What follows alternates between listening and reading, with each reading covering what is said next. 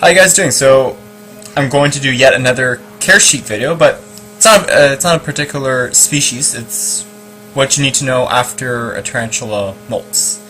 So I got another surprise molt. This time it's from my lovely Trinidad chevron, Psalmopoeus cambridgei, which are, as I explained in my Psalmopoeus care sheet video, they're recommended for the intermediate keepers. They're so-so in temperament. They can be aggressive. They're very fast. I could probably consider them like pokies, except minus the severe venom. So let's take a look at Trina. She's at least a 5-inch female. It's awesome. And we'll see how she looks like. Okay, so she's under her burrow. So I was wondering why she was in there, and I realized I just looked at this evening and found out there was a molt in there. Sweet. Okay, so how am I going to do this? Okay.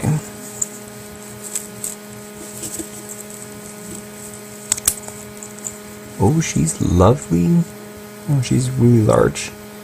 Okay, the molted skin's there.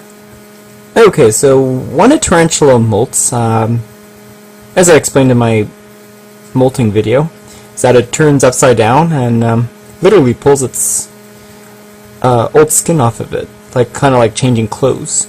So at this stage, there's one important factor that you need to know: humidity. You always have to keep the tank very, very moist, because this facilitates the tarantula when it molts. That way it can have an easier time. If it's really, really dry, such as the case of my baby pink toe, it lost hydraulic pressure, so it lost a lot of fluid, so it became severely dehydrated, and she almost died, but luckily I saved her in a good time by putting her in an ICU. That's why I had an ICU video of her before my videos were hacked. Yeah, I'm still haven't gone over that, but okay, so when a tarantula molts, you'll see two tarantulas there. You'll see the lighter skin, which is the molted exoskeleton, and you see a little darker one. Well, the darker one is your actual real T. So what you do is very, very simple. Just give it plenty of water. Note that you should not handle it or feed it or transfer it, because it's freshly molted and it's very, very volatile and very, very soft to handle. Yes, so what you do is you just give it plenty of water and don't feed it for at least a week. You'll know when a tarantula is fully hardened by checking the color of its fangs. Usually when a tarantula is freshly molted, as I probably shown you in my Lasiodora difficilis molting video from early this morning, you saw her fangs were like a whitish to reddish color. So when tarantulas molt, they have a really, really white colored fangs and very translucent. So at that stage, the fangs are very, very soft. So if you try to feed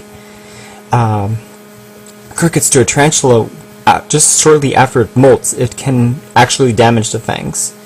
Yeah, because that means they're really, really soft. So as it hardens, you'll see the fangs change to a reddish color, like a cherry red to a bloody dark red, and then finally to black. So whenever a tarantula's fangs are black, that means it's fully hardened. You can transfer it, handle it at your leisure. Yeah, so basically just don't feed it for a week. For adults, usually they take about a week. For slings, I would say 3 to 4 days, and juvies take about at least 5 days for them to harden. So that's probably wondering why she would never eat. So that's pretty sweet. So I'm pretty happy. It must be molting season this week. So be sure to get great pictures when a tarantula molts, because its newly molted threads are very, very vibrant in color. So that's the perfect time to get a molt out of her. And if you want to try to sex it, you just take the molted skin and check for spermatochy. If you have a spermatochy, you have a female. Congratulations. If not, then you got a male.